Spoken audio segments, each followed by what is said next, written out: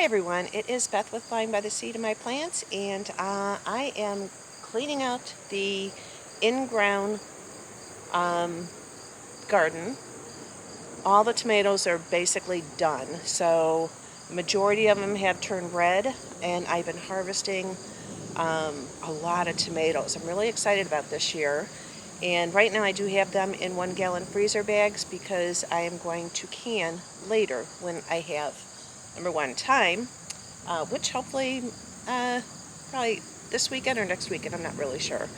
But I have the rest of these tomatoes to go ahead and harvest. And even if a couple of them are green, I'm just going to go ahead and pull them all and start putting my cages away. I already put about half of them away into the shed. And one thing I love about the tomato cages that I do have, and I'll show you the one,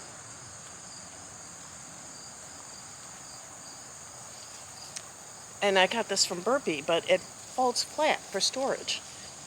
And you just open it up when you're ready, and in the spring when you're planting. And anyhow, I got these from Burpee, if anybody's interested.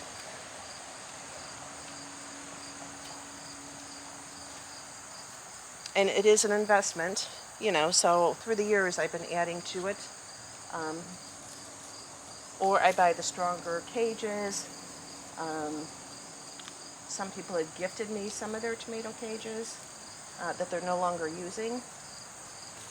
And so, anyhow, these are gorgeous. These are my Amish paste. And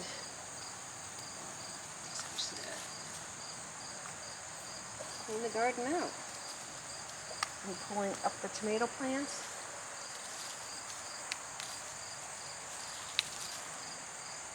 These are still green, but I'm going to go ahead and let them turn red on the counter.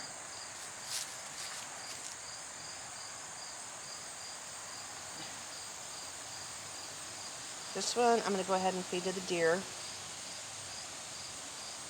They come right up to the back over there.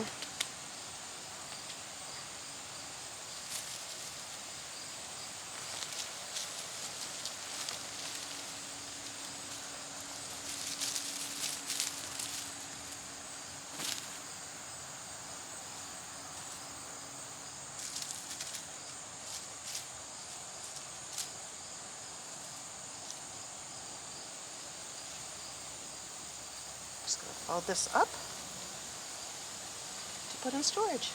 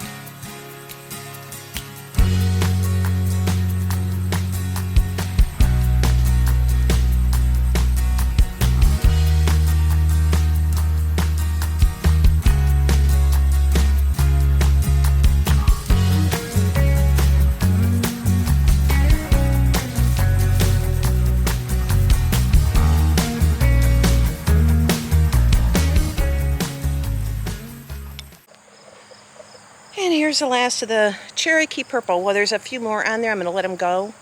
But I got a few more sandwiches I could make. Cherokee Purple is delicious. Okay, so that's what I got. It's a huge basket. Okay, so I went ahead and probably a week or so ago, I went ahead and I harvested one of my 20-gallon bags of red potatoes, and they were still quite small, so I did let the other 20-gallon bag go, hoping that in a couple weeks I'd have a better harvest of potatoes. And I still have 3 10-gallon ones that, you know, they're still growing, so I'm not even going to harvest those. The last one, the curiosity got the best of me, but still, it was enough to where I can make potato salad or a couple dinners with potatoes, roasted potatoes. So I'm going to go ahead and do this, and let's see what I get. Okay, here goes. These are red potatoes.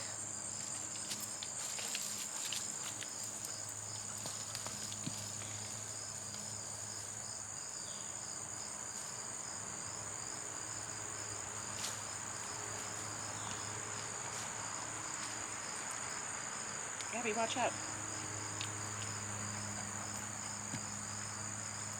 No.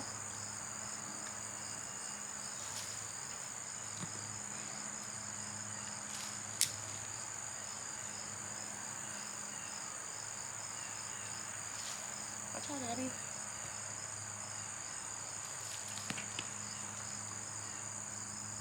Oh.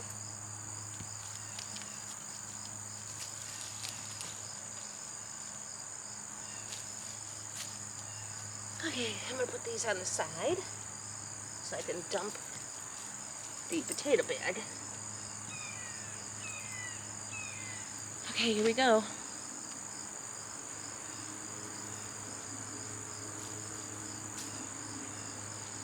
Make sure you guys can see what I'm doing here.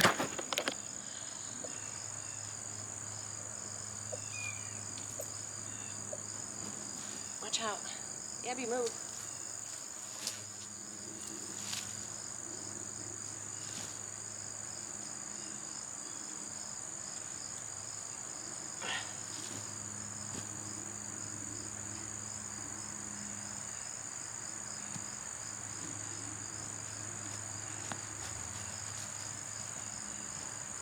I don't know.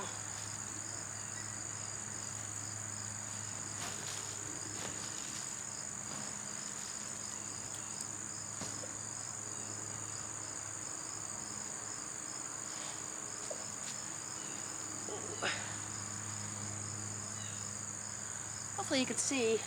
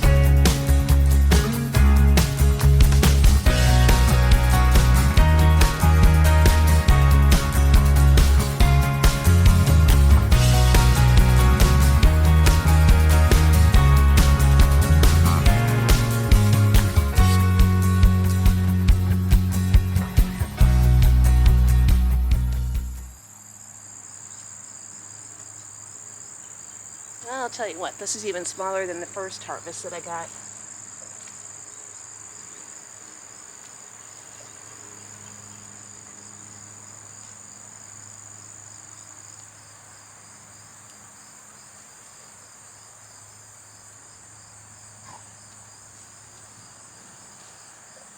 Well, I'm kind of tempted to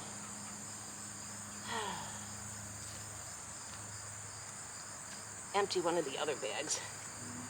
Okay, so these are the second batch of red potatoes.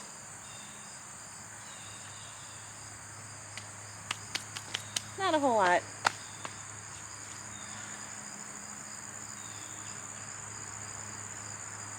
I'm going to go ahead and empty one of the 10-gallon ones. I'm just curious. Ugh.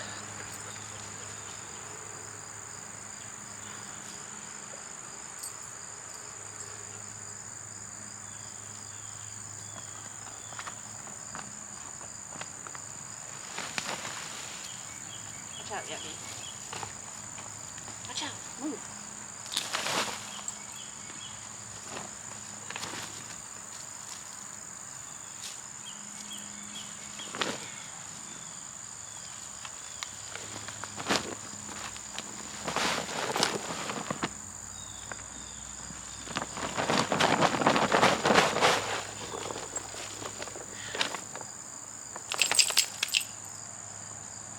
Okay, these are the yellow potatoes.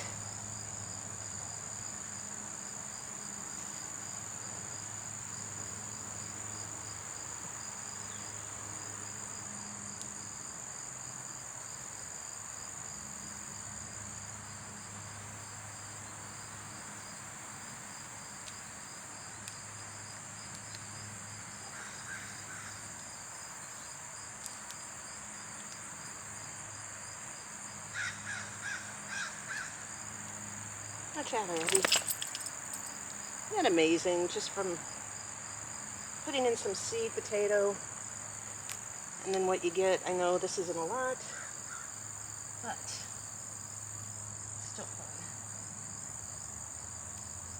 Watch out, Abby. Wow. All right.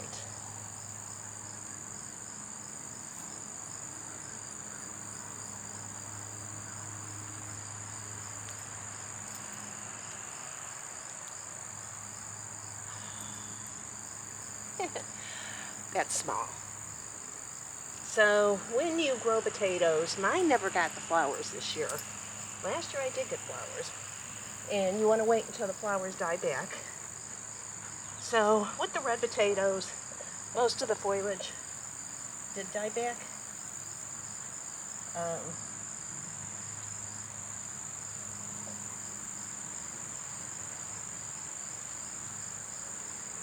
So I'm going to let the yellow potatoes go longer. See if that'll make a difference. I don't know.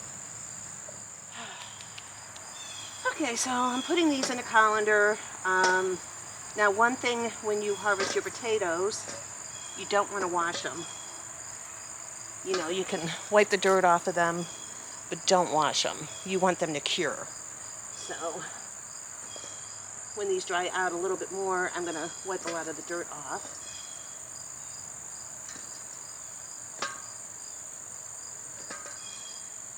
And figure out what I'll make with these.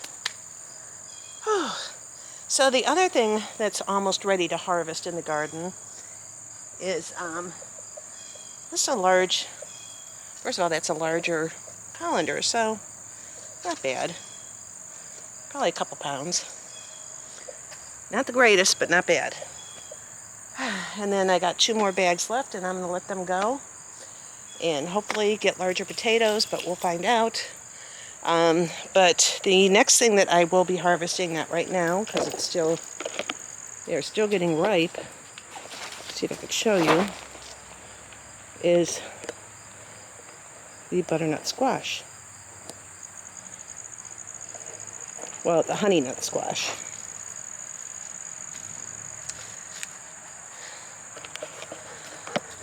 Abby, watch out. This one. Abby, move. Hey. Abby, move.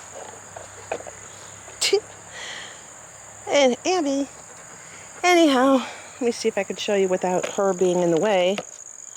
As you can see, they're starting to turn orange.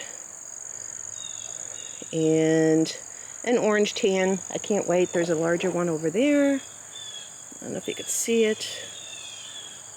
Let me see. That one there. And out here, so I'm going to say probably in another week, if that, these will be ready to harvest. And then I still have okra. And right now I have in the in-ground my Cherokee Purple, and then I left one San Marzano to ripen up more. And that will probably happen in the next couple of days. Okay, so here I did plant, oh, weather's been all over the place. It gets really hot. Now by 6 o'clock, right now it's in the 80s. By 6 o'clock they're saying it's going to drop down to the 70s.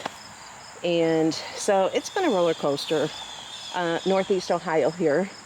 But I decided to give it a shot. But I did start, this is yellow zucchini here. So I did start that and planted that. I amended the beds really good. I put mushroom compost in there. I have another one in another bed, but here I did plant some cucumbers. And these I did start at the beginning of August. So they did have a nice start to them.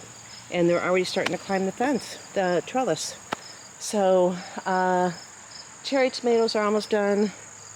Here's some more of the cucumbers that I'm trying. I still have one Kajari melon that I'm letting continue to grow.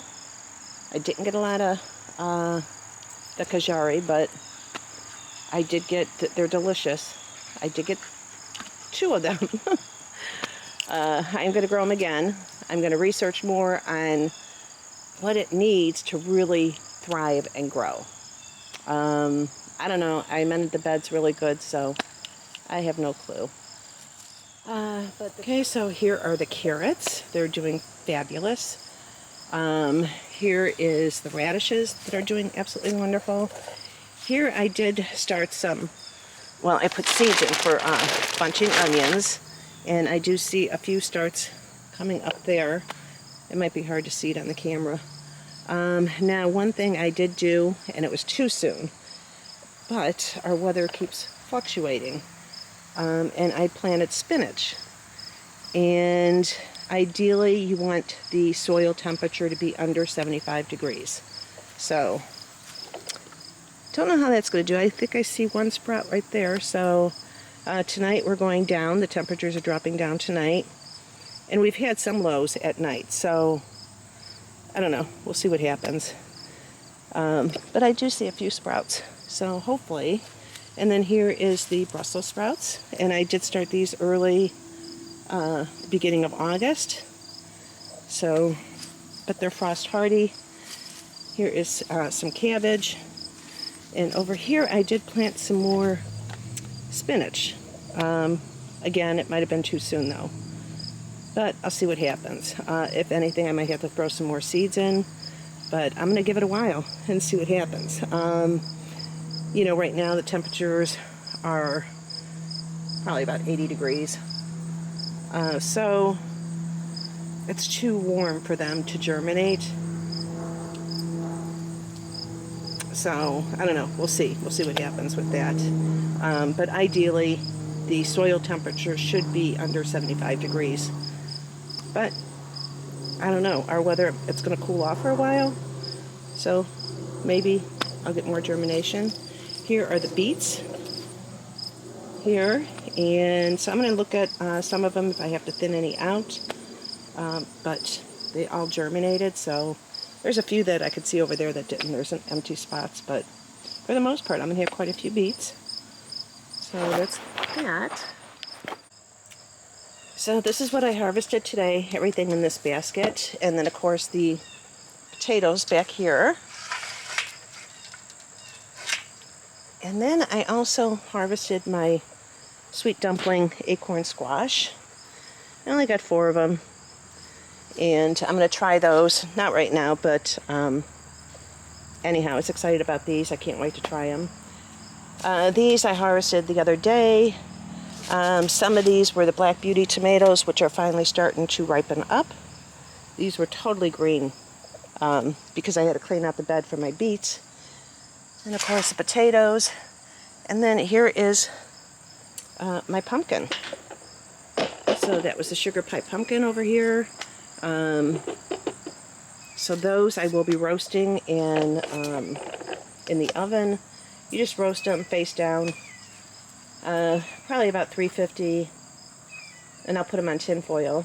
You cut them in half or in quarters, and you want to roast them until, you know, you can stick a fork in there, and then I puree that, and you can make all kinds of good stuff with that pumpkin.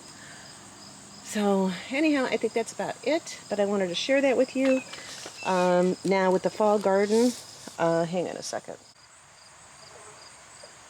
Okay, so the other thing going on this week was I got called in for jury duty, and you know, at first I was like, oh my gosh, I don't want to go. I just don't even want to be involved with that. I was driving downtown, having to pay for parking and everything else, and we had to be there at 8 o'clock in the morning.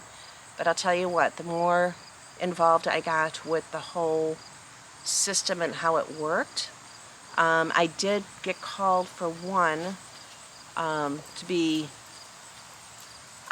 they called like 32 of us, I believe, called our names. And of course, they thin you down to 14. So 12 people are on the jury. And then there's 2 extras that they have just in case they need to replace one. It was just a really interesting experience. I was not called for the final, but it was actually, it was a murder case. And the suspect, whatever, was a young kid.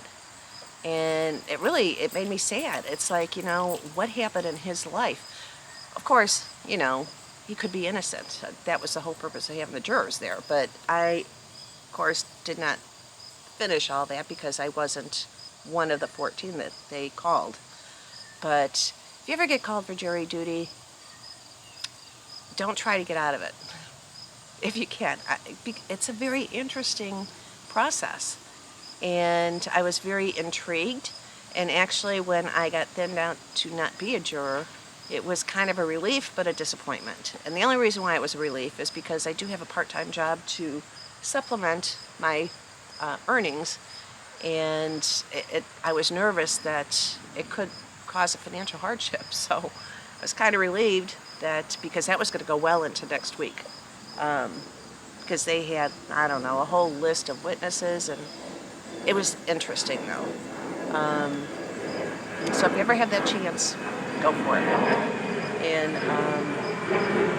anyhow, so that's it as far as the gardening. So yep, the summer garden is coming to an end, and the fall garden is just starting. And it's so easy to start seeds, especially, you know, like I started the cabbage and the Brussels sprouts beginning of August.